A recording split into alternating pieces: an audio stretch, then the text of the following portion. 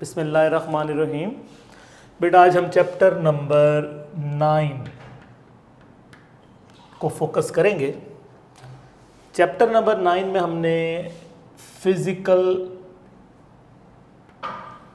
Optics को समझना है।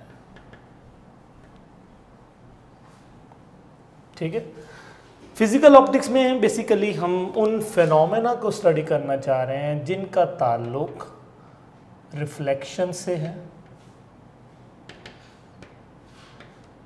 रिफ्रैक्शन से है, इंटरफेरेंस से है, डाइफ्रैक्शन से है, पोलराइजेशन से है। यानी इन्हें हम शॉर्टकट ये कह सकते हैं properties and nature of light, nature and properties of light. यानी अगर हमें लाइट की नेचर या प्रॉपर्टी समझनी है तो फिर हम इस चैप्टर के बेसिक आइडियाज को फोकस करते हैं। ठीक है, light behave as a wave. ये कॉन्सेप्ट सबसे पहले हाइगन साइंटिस्ट ने दिया। ठीक है, हाइगन ने अपने कॉन्सेप्ट को अंडरस्टैंड करने के लिए वेव फ्रंट का कॉन्सेप्ट इंट्रोड्यूस करा। वेव फ्रंट एक सरफेस का नाम है, ऐसी सरफेस जिसके तमाम पॉइंट्स, उन पॉइंट्स का फेस सेम है, उन पॉइंट्स का पाथ सेम है। यानी नेचर के ऐसे तमाम पॉइंट जिनका सोर्स से पाथ और फेस इक्वल होता है वो एक सरफेस बनाते हैं। उस सरफेस को हम कहते हैं वेव फ्रंट। ठीक है, मसलन ये अगर हमारे पास सोर्स है तो सोर्स के इर्द गिर्द जितने भी ये पार्टिकल्स हैं इक्वल डिस्टेंस पर, ये सोर्स से एनर्जी लेकर अपनी अपनी जगहों पर वाइब्रेट करते हैं, टू एंड फ्रो करते हैं। ठीक है, अगर इन पार्टिकल्स के ऊपर अगर हम टेंजेंट लाइंस ड्रॉ करते जाएं तो उस टेंजेंट लाइन के ड्रॉ करने से एक सरफेस बन गई। इस सरफेस को हमने कहा वेव फ्रंट। ये हमारे पास कहलाती है प्राइमरी वेव फ्रंट, यानी ऐसी सरफेस जिसके पार्टिकल डायरेक्ट सोर्स से एनर्जी ले रहे होते हैं। ठीक है, अब देखिए इस वक्त इस सरफेस का हर पार्टिकल एनर्जी लेने के बाद एक सोर्स का रोल प्ले करेगा।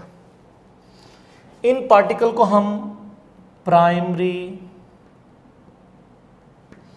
वेवलेट का नाम देंगे, प्राइमरी वेवलेट। ठीक है, अब इससे जो नेक्स्ट पार्टिकल होंगे वो इन पार्टिकल से एनर्जी एक्सक्रेट करेंगे। मसलन ये मुख्तलिफ पार्टिकल्स हैं, ये अपनी अपनी जगहों पे प्राइमरी सोर्स से आने वाली एनर्जी लेकर जब वाइब्रेट करेंगे और जब हम उनके ऊपर टेंजेंट ड्रॉ करेंगे तो ये जो सरफेस बनेगी इसे हम कहेंगे सेकेंडरी वेव फ्रंट। और इसके जो पार्टिकल्स होंगे उन्हें सेकेंडरी वेवलेट का नाम देंगे। ठीक हो गया, याद रखिए दो वेव फ्रंट के दरमियान जो डिस्टेंस होता है वो हमेशा वेवलेंथ के इक्वल होता है। यानी distance between two consecutive wave front is called wavelength. ठीक है, तो यही कॉन्सेप्ट था हाइगन्स का कि लाइट कैसे ट्रेवल करती हुई। अब देखिए अगर हमारा सोर्स पॉइंट सोर्स है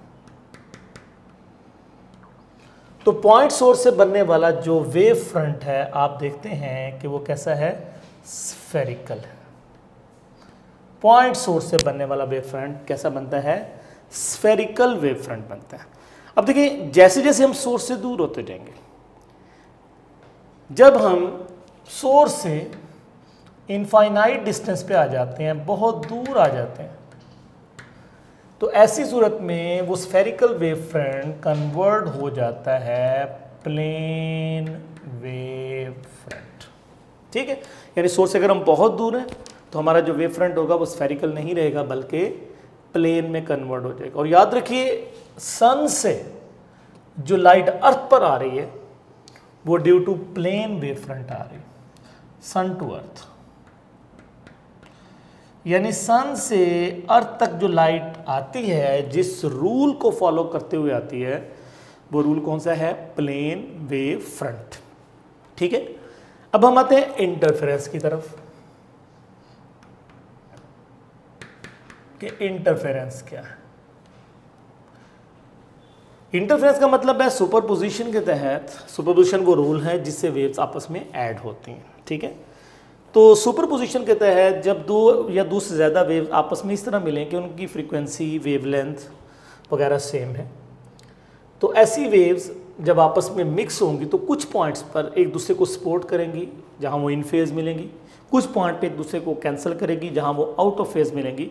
तो इस फिनोमेना का नाम हम क्या रख देंगे?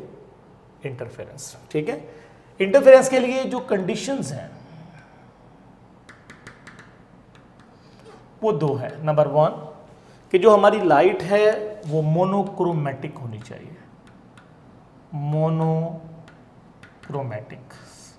यानी लाइट एक कलर की हो, मल्टी कलर की ना हो, जैसे लेजर लाइट। दूसरी बात कि उनका जो फेज है, फेज डिफरेंस, उन वेव्स के दरमियान फेज डिफरेंस या जीरो हो या फिर कांस्टेंट हो। ऐसी वेव्स जिनके दरमियान फेज डिफरेंस कांस्टेंट हो जाए या फेज डिफरेंस जीरो हो जाए, ऐसी वेव्स हमेशा इंटरफेयर करने की सलाहियत रखती हैं। ठीक है, इंटरफेरेंस पर 1901 में जो एक्सपेरिमेंट परफॉर्म किया, young double slit experiment, young double slit experiment.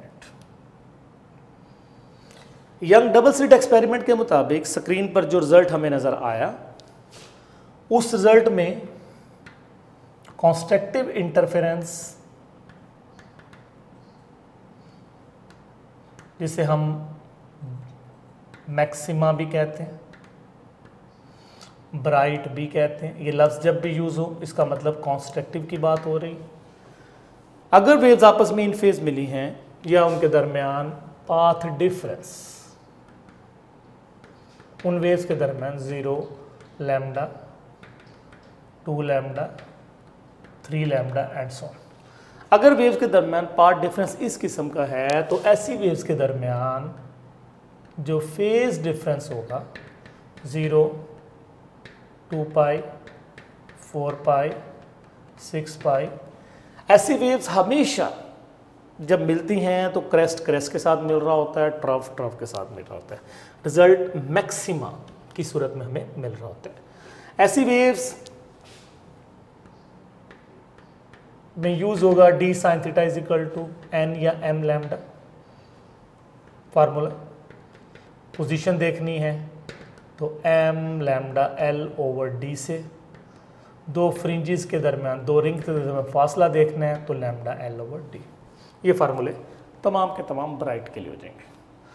अगर रिजल्ट जो है डार्क है, डिस्ट्रक्टिव है या मिनिमा है, तो ऐसी सूरत में इन वेव्स के दरमियान जो पाथ डिफरेंस होगा lambda by 2, 3 lambda by 2, 5 lambda by 2, यानी ऐसी वेव के दरमियान phase difference pi, 3 pi, 5 pi and so. ऐसी वेव्स के लिए न्यूमेरिकल में जो फार्मूला यूज होगा m प्लस 1/2 लैम्डा, या पोजीशन देखनी है तो m plus 1/2 lambda l over d, जबकि दो रिंग के दरमियान फासला सेम वही होगा जो ब्राइट के दरमियान। तो ब्राइट डार्क के दरमियान जो फ्रिंजेस के दरमियान का फासला है वो हमेशा क्या रहेगा, सेम रहेगा। ठीक है। इसके बाद देखिए अगर हम इंटरफेरेंस ही की बात करें तो इसमें न्यूटन रिंग्स का जिक्र आ जाता है। न्यूटन में बनने वाला जो सेंट्रल रिंग है वो डार्क होता है, और उसकी वजह कि जब लाइट वेव ग्लास प्लेट से टकराती है तो उसके पाथ के अंदर एडिशनल चेंज हो जाता है λ/2।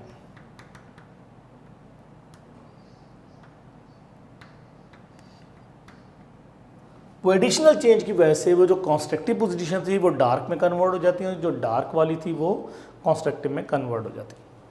तो इस तरीके से हम आसानी के साथ जो है चैप्टर 9 के आइडियाज़ को फोकस कर सकते हैं। नेक्स्ट इंशाल्लाह हम चैप्टर 9 ही को फॉलो करेंगे, लेकिन उसका हाफ रिमेनिंग। Thank you.